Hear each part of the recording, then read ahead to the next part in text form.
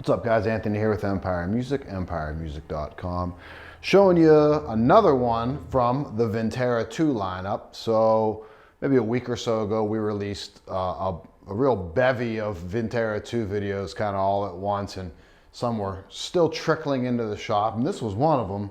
And this was one of the ones that I was really anticipating getting my hands on. I was really kind of focused on that 70s telly bass because it was just so unique, and the video came out and it had some good feedback on that. And I really enjoy that bass, and this was one too. Granted, something that's kind of been hovering around the Fender lineups for some time, but not this finish, which is very cool.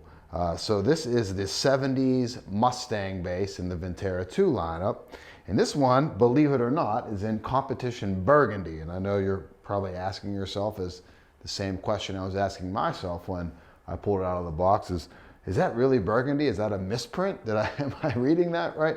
But yes, it is. And there is a slight kind of purple hue to this outer, the edging on the burst there. So they're adding some burgundy into that, and that kind of creates this sort of, like I said, this kind of purple hue in the outer edge of it. It certainly is still classified in the bluish category, but if you see the true vintage ones in this finish, there's a lot, that burgundy starts, you know, maybe over time, the way that those aged, that burgundy starts to come out a little bit more and more. I wouldn't assume that's what's going to happen with something like this, being with the type of finishes that they use nowadays. But yes, don't adjust the dial on your television set. Your Technicolor vision is correct. This is competition burgundy. It's also available in like a competition coral, I think is the finish. It has like an orange and red kind of vibe to it. Very cool as well. Spec-wise, so what's cool with the Vintera IIs is they didn't deviate too far away from what they were doing with the Vintera Is, but they kind of just revoiced the pickups.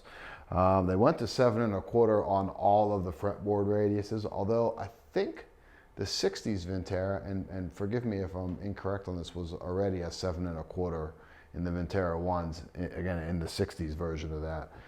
But they really changed the frets a little bit to a vintage tall fret. So that wasn't something that, you know, when I first got my hands on the Vintera II series, it wasn't something super prominent to me.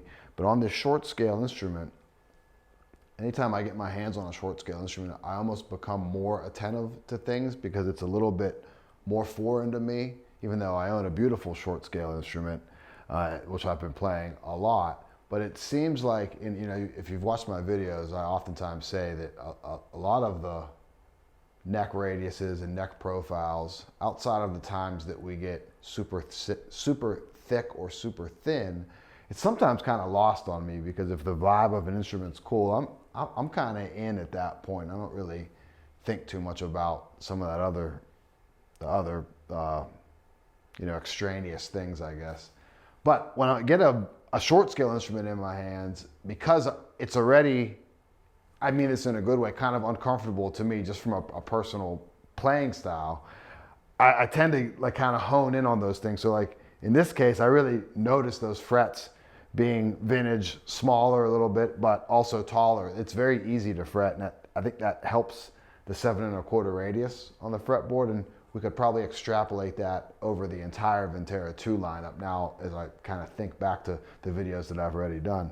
But adding the rosewood board as well is huge because you know, they were doing the Pal Faro on the Vintera Is and remain doing that on the Player series.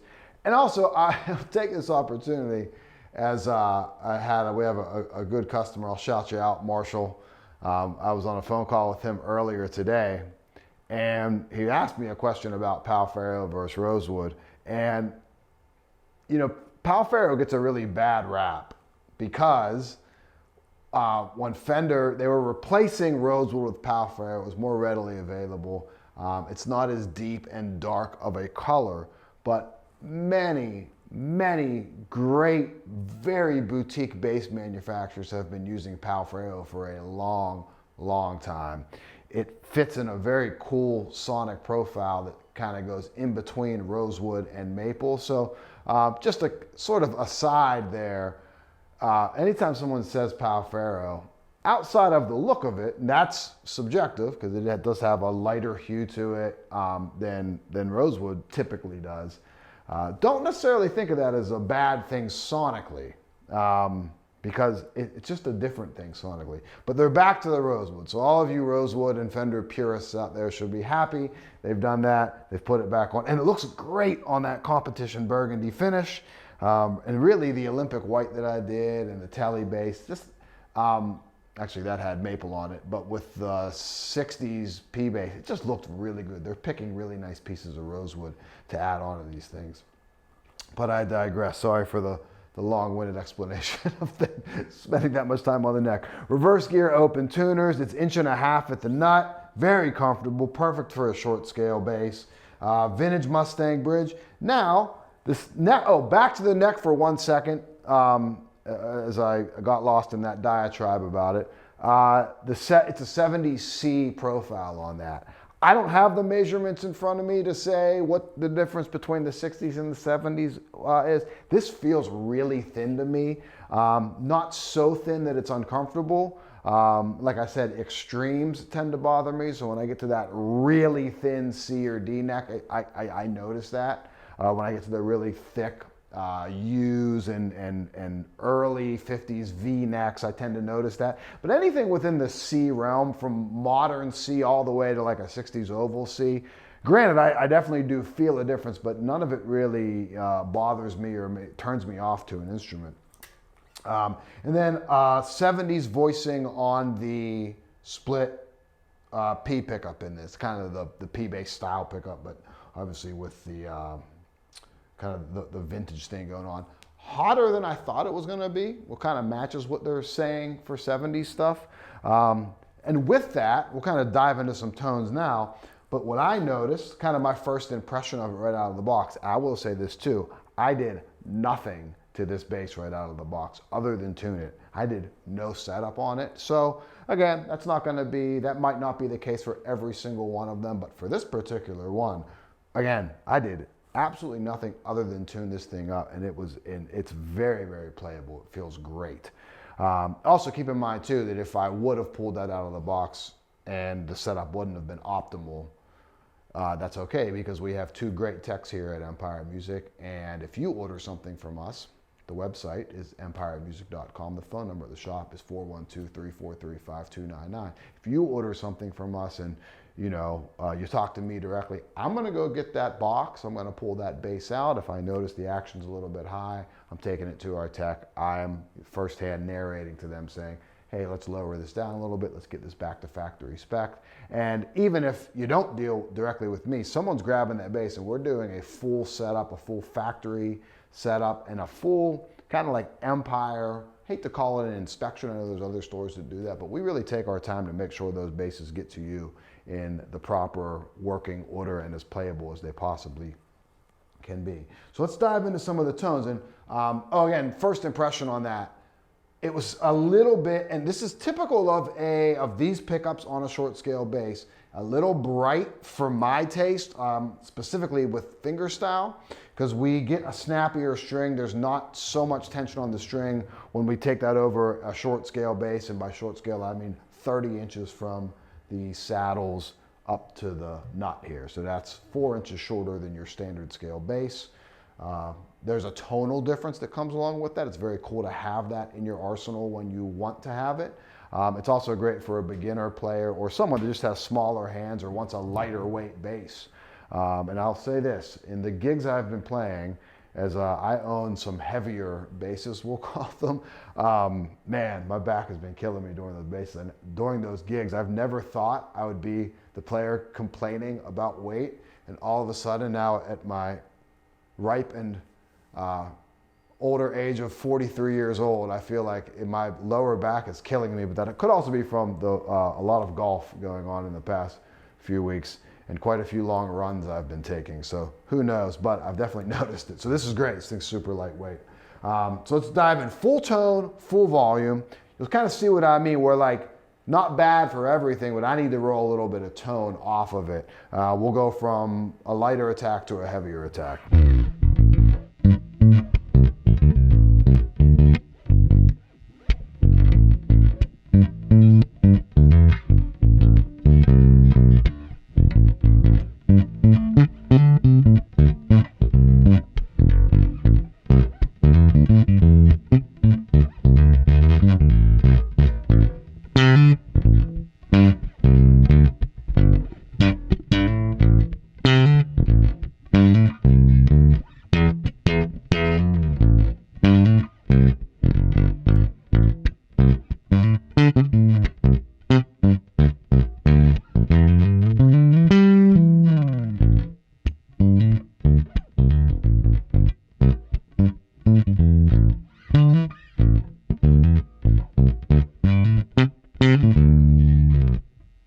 say this too, right when I started playing, I almost stopped playing to say, like as I literally just said, it was a little too snappy and a little too bright for me. Just laying off on my hand was totally fine. In fact, I really, really like that tone. So like, this is perfect for me.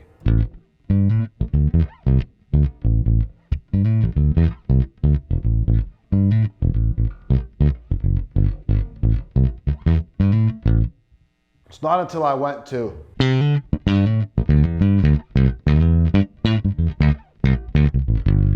that, for my taste, that gets a little bit too bright for me. We roll some of that tone back off, just, you know, the typical 85, 80.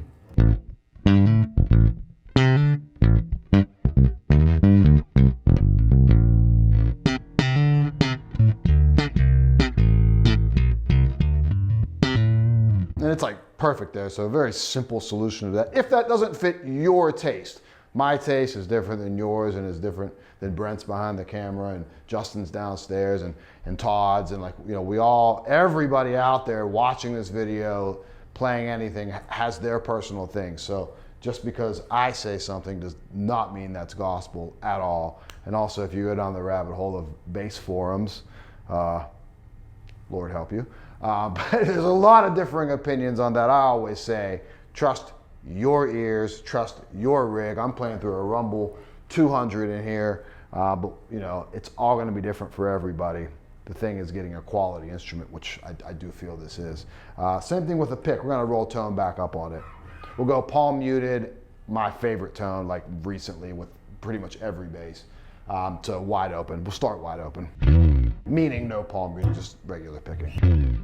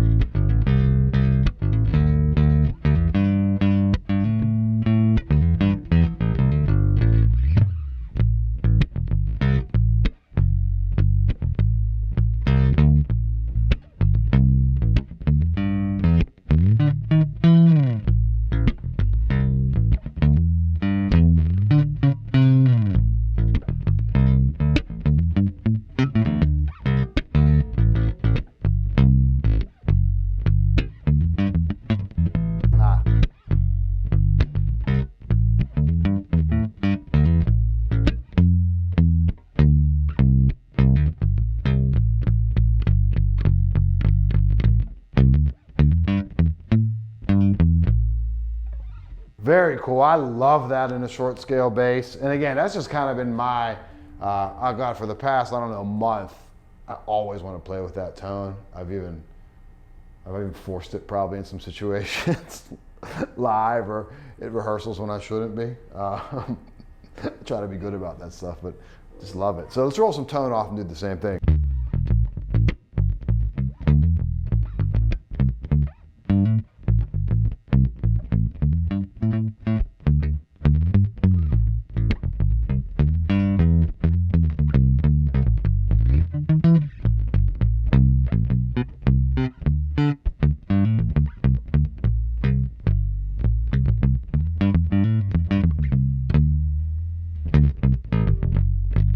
Love that, sounds great. Do the same with the thumb. So tone up.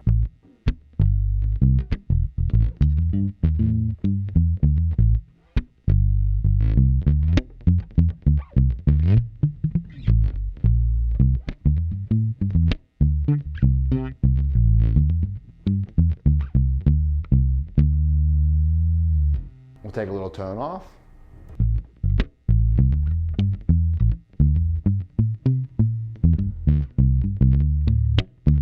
Actually, like in that case, with that tone all the way up there to add that top end that we lose with the thumb, you know, without using a pick.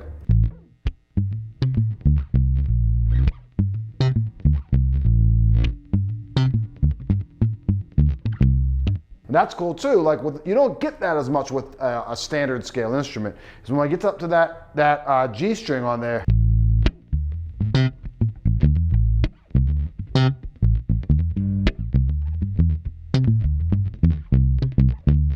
You almost get that like percussive slap or pluck really easy, even with palm muting on there, which is cool. Now, one thing that I always like with short scale instruments, chordal work on that.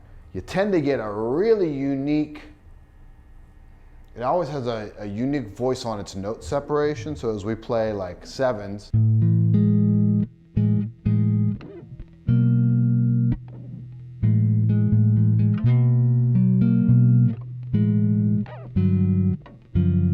those major 7 chords sound beautiful with it.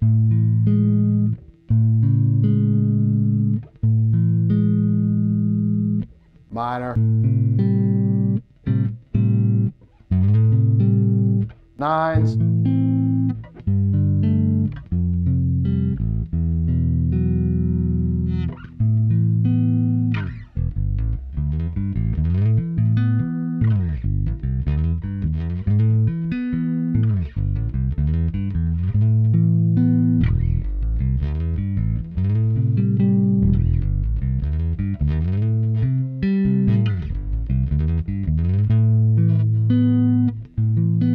always an interesting voice with a short scale instrument. I always enjoy that with them. And then just with a little bit of fuzz on it. So I got the, one of my staples of every one of my pedal boards is the Way Huge Pork and Pickle. Great overdrive, great fuzz, 2-in-1. Put a little bit of fuzz on this. Well, let's turn it on first. There we go.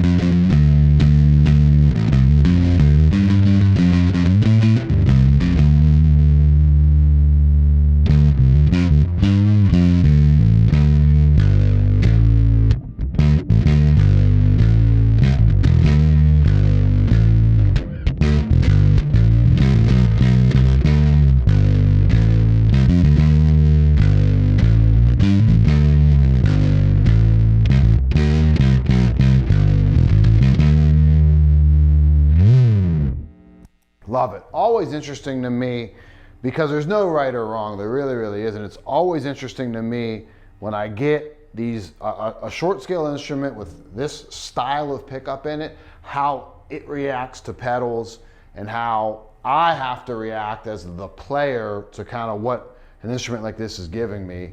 So there's always some level of inspiration that you can gain by playing something that's not necessarily the norm to you. So always enjoy that. Just from a fit, finish, a quality perspective, I can't tell you anything bad about something like this. Again, right out of the box, it was playing great, other than just, like I said, minimally tuning it up.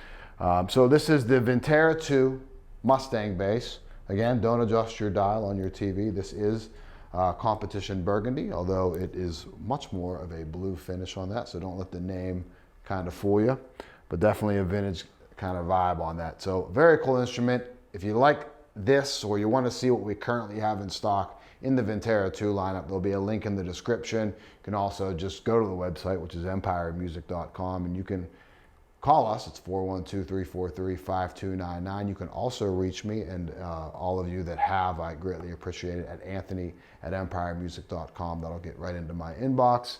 Thanks for watching. We'll catch you next time.